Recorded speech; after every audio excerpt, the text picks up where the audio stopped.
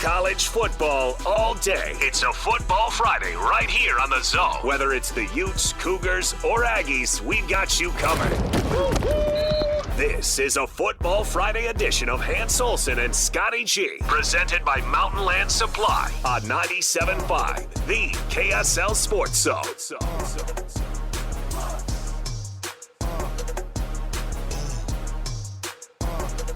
Hans Olsen, Scott Garrard, 97.5, the KSL Sports Zone. Hey, make sure to join us next Tuesday. We'll be live at RGS Exteriors from noon to 3, 4235 Farm Road in West Jordan. Tim and the crew ready to help you out at RGS. In fact, Coach is rocking the RGS Exteriors gear because you give Coach some free gear, he'll wear it. Well, and he looks good in it, too. He's got that big old cushy sweater on. I need to get him one of those barbecue sweatshirts. Do love RGS. Yeah, you do.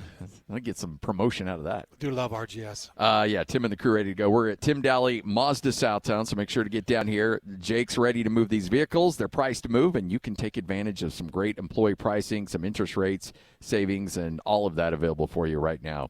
All right, so Hans, Utah, Cincinnati. I know we're all fired up for this one because I just want to get some eyes on Cincinnati and really see this team up close and in person, undefeated in Big 12 play. And this is going to be a statement game for both these teams with game day there, and it's going to be a fun one for sure. What's your gut telling you, Coach, on this? First of all, when I was at Kentucky, I had all that area in recruiting in Ohio, right? And they get Cincinnati. You got Ohio State and Michigan are probably going to get the top guys, right? The toughest guys are going to be at Cincinnati. So you go into a school where they got some really tough kids, and Cincinnati's going to be recruiting, and they go after the tough ones. Yeah, they get that. So they'll show up here with a bunch of tough kids, guys that haven't had the greatest lives, or they didn't get recruited by Ohio State or Michigan, but they know what's happening, and they've had to fight to survive. So when you got a bunch of guys that have to fight to survive, you're against a good opponent. Mm-hmm. Because if you have to fight to survive, that's how you operate every day. It's darn right. Yeah. So what you're going to find with this team, now the negative thing for Cincinnati, they watched the film from Colorado, and they're saying to themselves, "Oh my God, we got one objective. Yeah, stop the run." Yeah. So then you'll find out how tough they are right away, whether they come in here to just take a paycheck and go home, or they come in here to play. And then I think the key for Utah is to jump right away. Let them know there's no way that they can play here. You look at their two big wins, Arizona State and Colorado. That's exactly what they did. I mean, early leads, leave no element of doubt, make a statement early on. Yeah. And you could tell, like with the Colorado game, that game was over when Colorado came out of the locker room, because they weren't mentally ready to play, because everything was. And then once they start hitting them with all the blitzes, and I can imagine that the old line coach probably, he probably hid under a table after watching the film, and then he grades these guys out, and he's saying, Joe B, what are you doing here? And Joe B saying, "Oh, I thought I had the B gap." "No, you have the C gap. I told you that." And he said, I don't remember that, Coach. Yeah. And then afterwards, after the old line coach leaves the meeting, and then they're all talking to themselves, "Well, he never told me that. You know that, Jim." And then Jim says, yeah, he never told me that either. We didn't work on that. We didn't take one rep at that blitz. Yeah. It's more on him than it is on us. Yeah.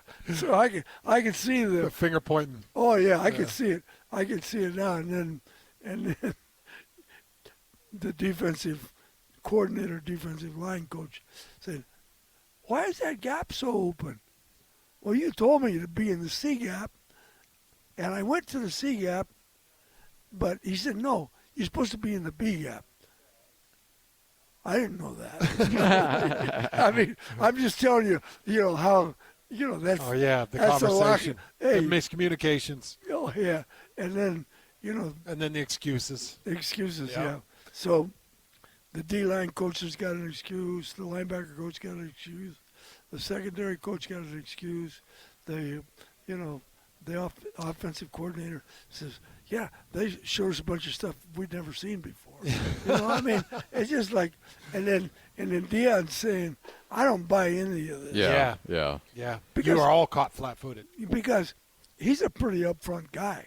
Yeah. He doesn't try to hide things. Like he says, it's the worst beating we've ever had. Yeah. You've got a much better quarterback for Cincinnati, the Sorsby kid. 20 touchdowns, 1 interception on the year, 7 rushing touchdowns on the year. When you've got a true dual threat guy like that, do you anticipate Morgan and blitz 75% of the time? No, probably not. They're probably backing off a little bit. Do you know how many sacks they've given up this year? 2. 2, yeah.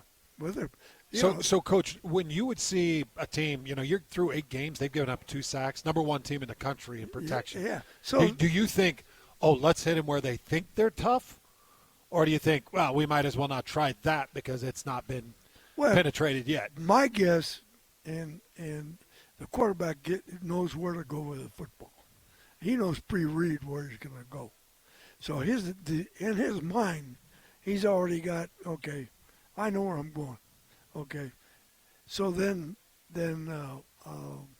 Morgan's looking at the film, and they're saying, who's the weakest in the old line? They said, well, they've only given up 2 sacks, and they're probably getting rid of the ball every 12 to 15 seconds would be my guess. So probably you're going to see a mixture, and you're going to see maybe some, maybe a little more zone stuff, and the only blitzes you would, my guess, would see would be one where you're almost positive you're going to get home. Yeah. Yeah, but you might not survive by blitzing 74% of the time and playing man coverage behind it, because they'll have, man beaters, and believe me, after watching that film, they have to work on this stuff. But I think you'll see a little different approach from Morgan this week than last week. I would imagine, too. This is also one of the better Utah teams statistically we've seen in years, Coach. Well, the offense, number 12 in total offense, number 13 in total defense. Well, the offense has really helped because of what they've recruited to it, and then the O-line being as good as they are, and then the speed of the offense, the quarterbacks, the situation has changed, so they're a lot more. This is a more aggressive approach to offensive football than what Kyle's ever done. So and you have to give Jason credit, because they had a bad week or whatever against BYU, but you didn't see them. I thought personally, okay, after that game with the BYU, I thought you were going to see this all of a sudden slow down, control the ball. No, but I give credit to Kyle and trusting Jason. Yep, because Colorado looked like Jason Beck's offense. Yeah, well, yeah, and I said, okay, and I'm sure that Kyle said, okay, this is what we're committed to, and this is what we're going to do. and you guys, you're responsible for this, and you're responsible for this, but we're not going backwards. We're going forwards, and like Kyle said after the BYU game, we still got a lot of football to play. So put that one behind us. Yeah. Yeah, it was a big loss. We got to live with it. And give BYU credit. Don't give us too much credit.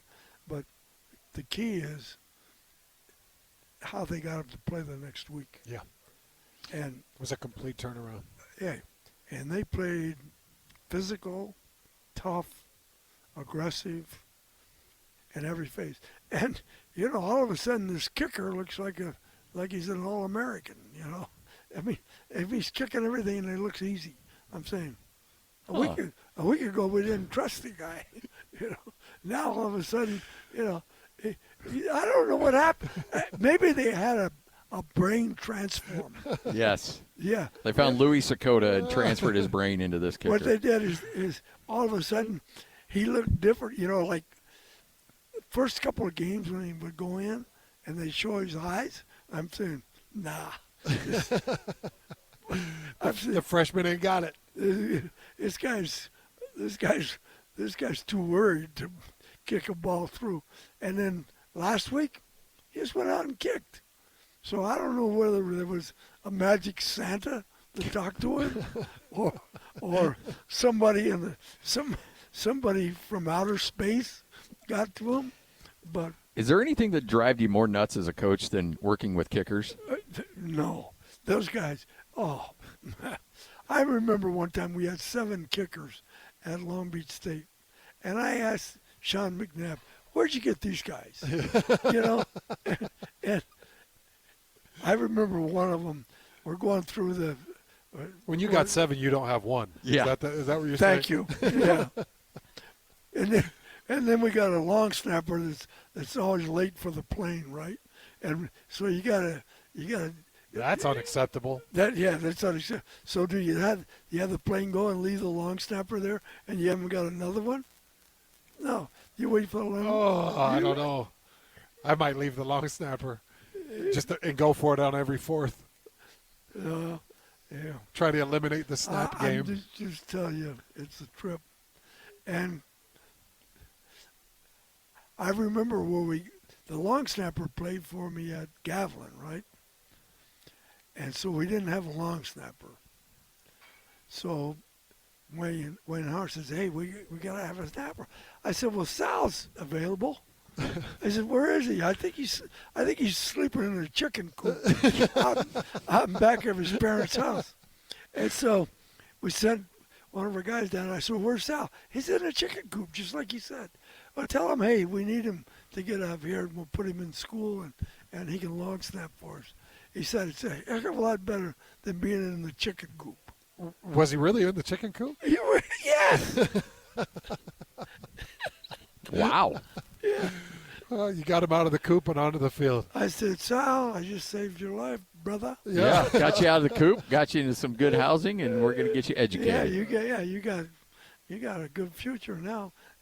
When you're sleeping with the chickens, you got no future. No future at all there. No future except just picking up the chicken. With BYU on a bye week, just how important. I mean, this is a really they nailed this timing of this bye week. I tell you what, this is the most important thing that they've done, because they are at that breaking point. Because every week it's been tough. It hasn't been like we're just going to go out and dominate somebody. You're not sitting guys in the 4th quarter. Yeah, because every game that they've won, they've earned. And so they're at a breaking point. And this bye week is perfect. And now the idea is to get some of these guys that got dings and stuff like that, get them healthy, keep them right mentally, because I think they have Texas Tech next, right? Yep. Yeah, and at Texas Tech. Yep. It's no joke. And believe me, Texas Tech has a good team. Very good team. Yeah. You watched them up close and personal when they came here to Salt Lake City. I do. They're all about business. What's their biggest strength? Is it the trench? I think offensive and defensive lines, I think, are very good.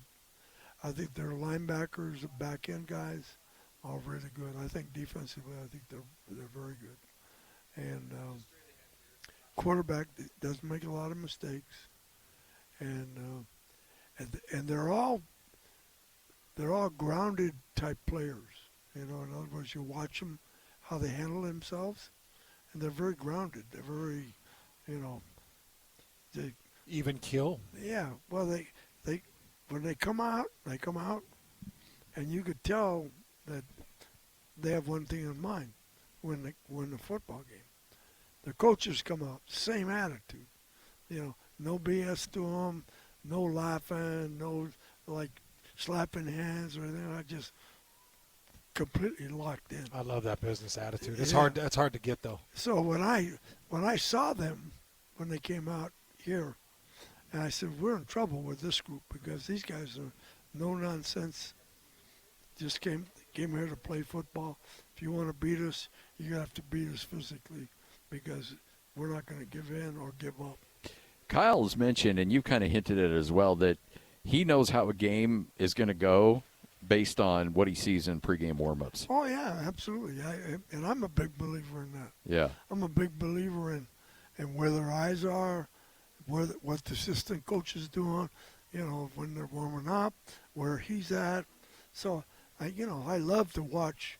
The big thing, I usually go at 6:30 so I can watch. I want to watch everything. I want to watch what the other team's doing. I want to watch what we're doing. And I love our offensive and defensive line guys, because they're and I tell you what, the offensive right tackle and the defensive end that played at BYU. John Henry Daly. No, not John Henry, but Logan Fano. the Fanos. I met the mom at the game, and that mom is awesome. I mean, she's all about business too. Yeah. She has 6 kids, and we're talking. And she has, I guess, another boy playing at Orem, right? Is it? Yes. Yeah. And There's another Fano coming, huh? Wow. More. Yeah, and BYU, and I know Utah's recruiting him, but she is a genuine lady and all about business, for her boys, which is, and I met her and I talked to her for maybe 15 minutes, and I said, man, this is a really good person, and because she's a very strong, you could tell when you talk to somebody, she's a very strong person, but very grounded when it comes to her boys. Yeah.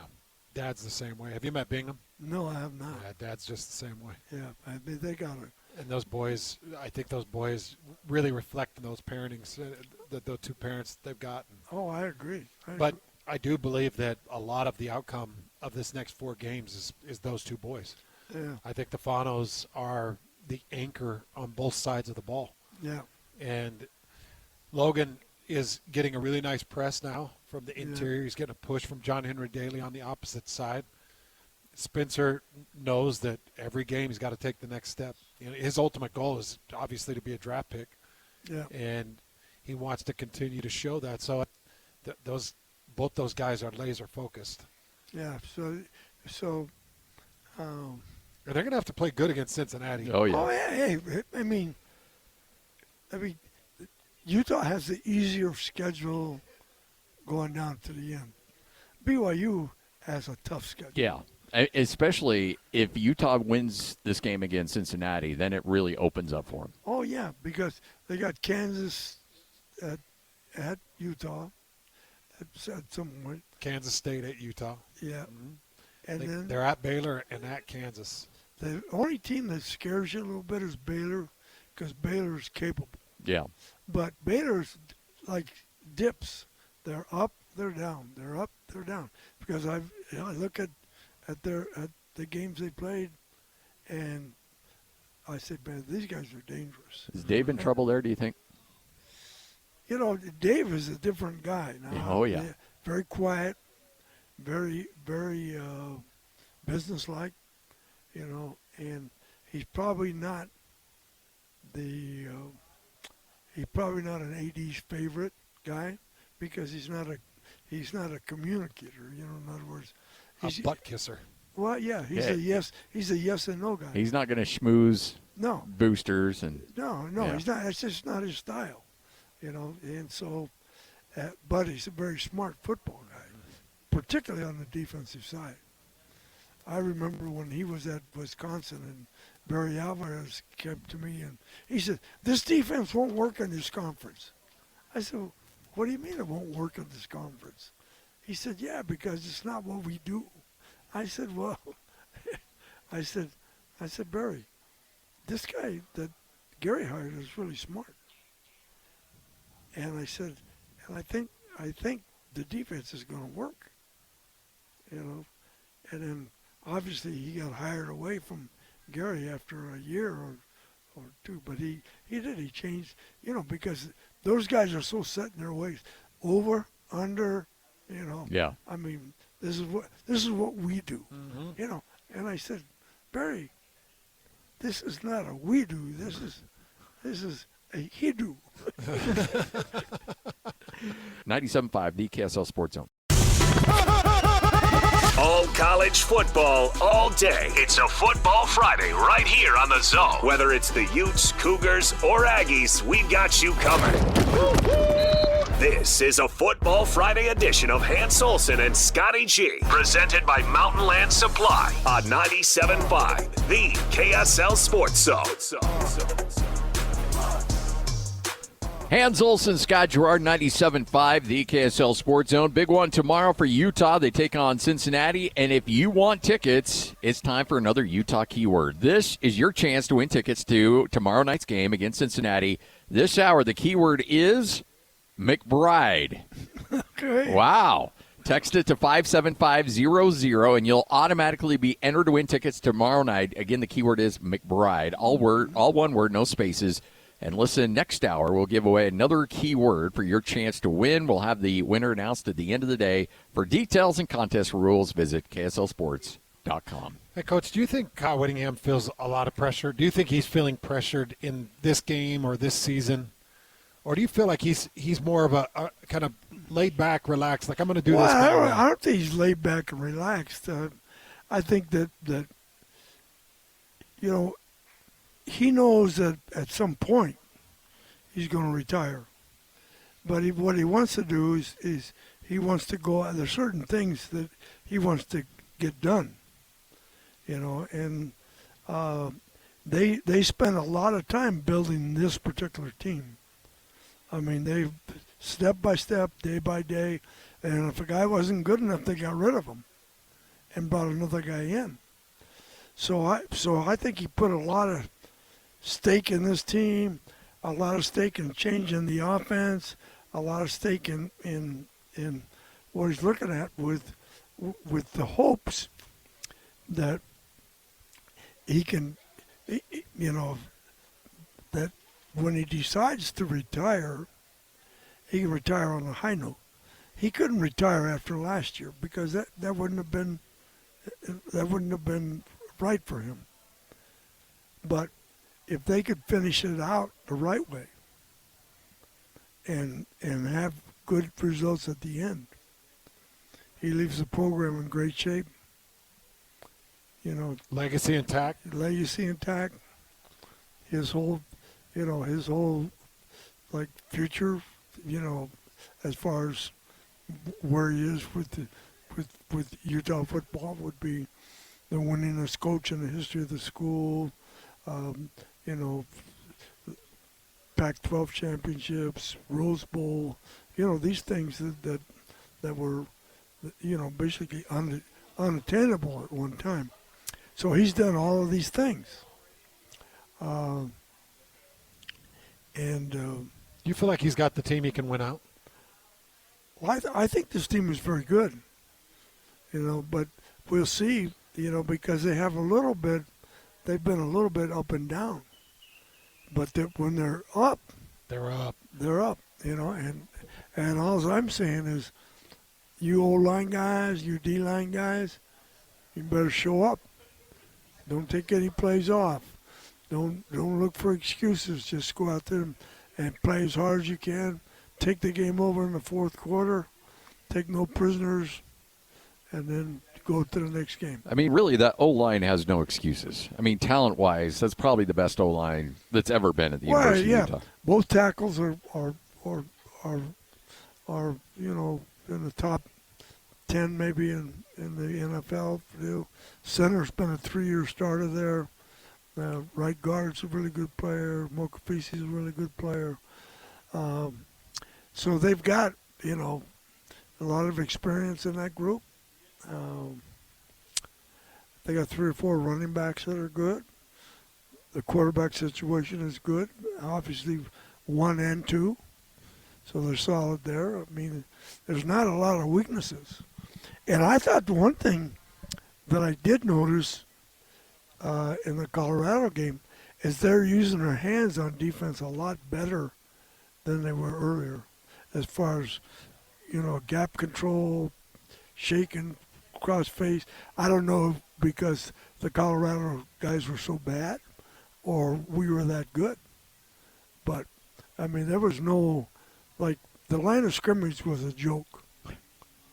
It really was, because it was like the big boys playing against Tommy Little League. I mean, that's what the game was like. Well, I can tell you, I called that BYU Colorado game, and especially in the first half, they didn't look like that.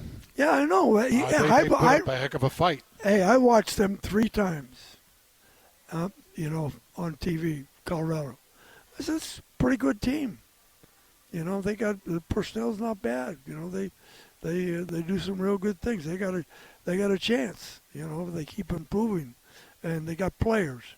But when they came here, they didn't look like players. It really felt like they quit.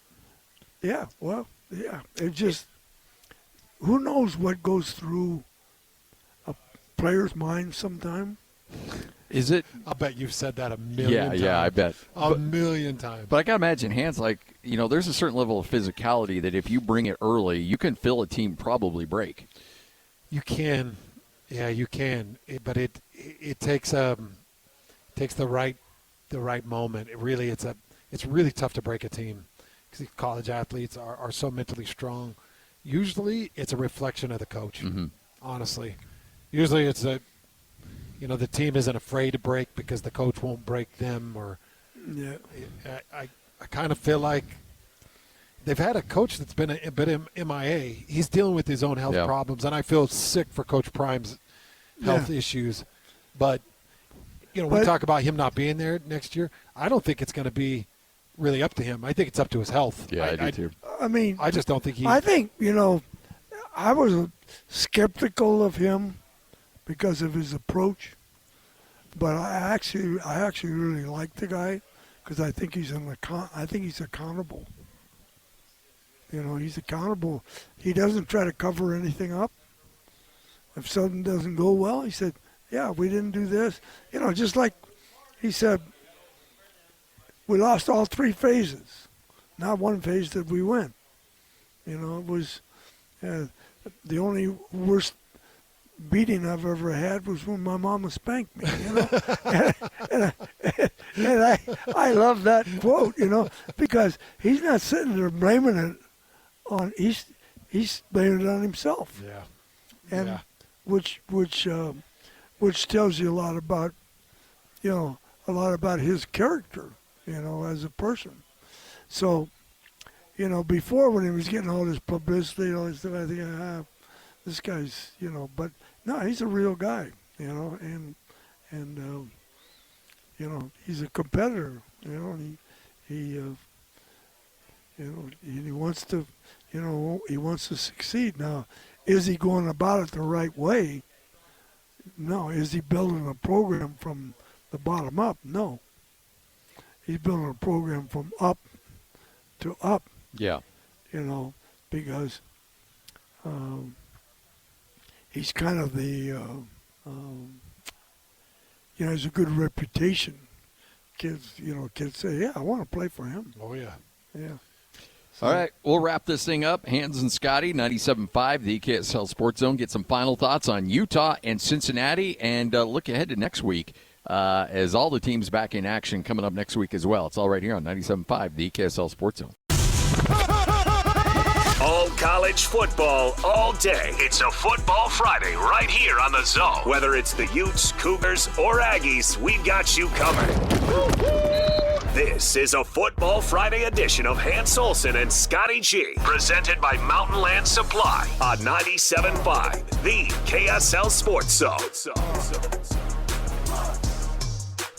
All right, wrapping up another edition of the show. Hans and Scotty, 97.5, the KSL Sports Zone. Scott Garrard, Hans Olsen, and Ron McBride as we put the finishing touches on this one. Coach, you going to be up at the game? I know you got a bum wheel. Are you going to be able to make it?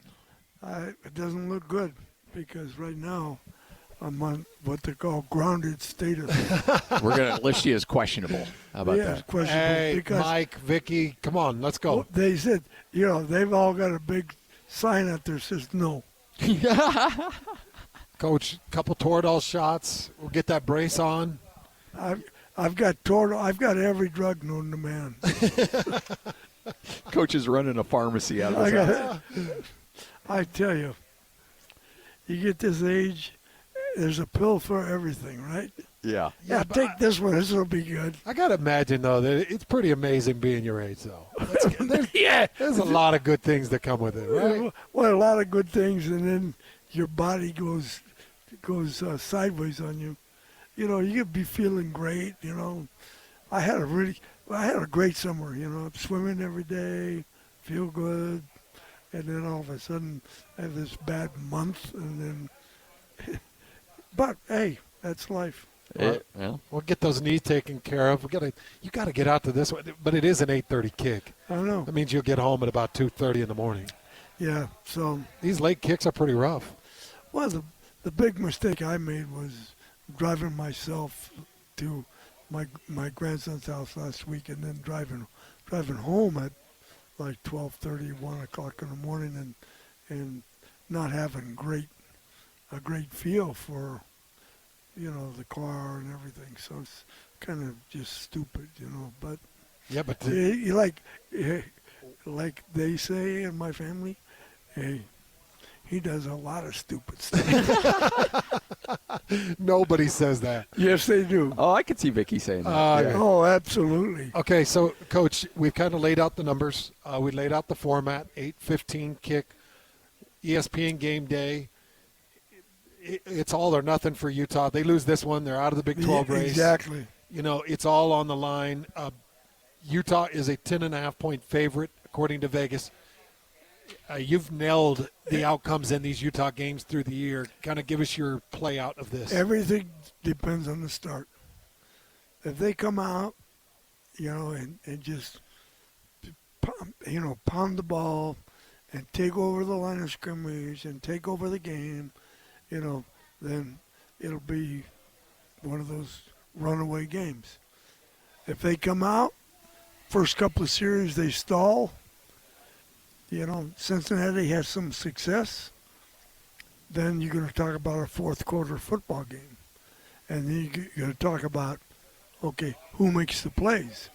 Is there plays like what happened last week with the BYU game where some punt hits the back of a guy's leg, changes the whole complexion. Somebody misses a tackle and all of a sudden the kid gets a breakaway. So there's a lot of things can happen. And as you know, Utah in situations during the year, they've had breakdowns mentally where they'll give up a big play, and on a quarterback draw or something. And so hopefully it doesn't get into that, that type of situation. But I think definitely Utah's a better team, should win. The tough game comes a week from now for BYU. Oh, yeah, and can't wait to break that one down. Oh, my God. I mean, that is That's the Big 12 showcase. I tell you what. If Texas Tech can beat Kansas State, which I've got should. Kansas State winning tomorrow. That's at Manhattan. No. You got Texas Tech whipping them? Absolutely. Yeah. Yeah. Well, if they do, then that Big 12 showdown between Texas Tech and BYU becomes – That's your Big 12 game of the year right there. And that's the game of the week. Hey, yeah. Because you got a top – BYU should be 8. Because the CFP rankings come out on the 4th. Yeah, Tuesday. Tuesday the 4th. I'll tell you what. I think that BYU has a tough schedule, for the remainder. And I think that they've, if they can climb through that, they're something. Yeah. They're the real deal. Yep. They're the real deal. I mean, they are a real deal. Well, they're right already. now. Yes. You're 8-0 or whatever you are. I mean, you're the real deal. But we're talking about nationally. Yeah, and you survived. All these games, which is totally unusual. Yeah. Because usually one of these close games, the true freshman throws an interception. The ball is going to be tipped the other way, yep. and I tell you what, the key is LJ needs to be healthy. That's the key. Because I don't see a second guy. No, I don't either. Not like him. No, nothing like him. Yep. No, I mean, Lemma he kind of whitewashed it, Well, it's a lemma. Yeah, but I don't. I watched him in practice, and I thought Moa was Sione Moa. Hopefully he can come back. Yeah, I thought he was a pretty good second, and then I didn't see a third or a fourth or a fifth. So they've got to answer that question, and I know that Jack has a shoulder too, I think, and he's not the same guy now as he was when he was healthy. But he's still making a lot of plays. Yeah. But it's not the same. But he was one of the top 5 linebackers in the country. Absolutely. When he's healthy. Yeah.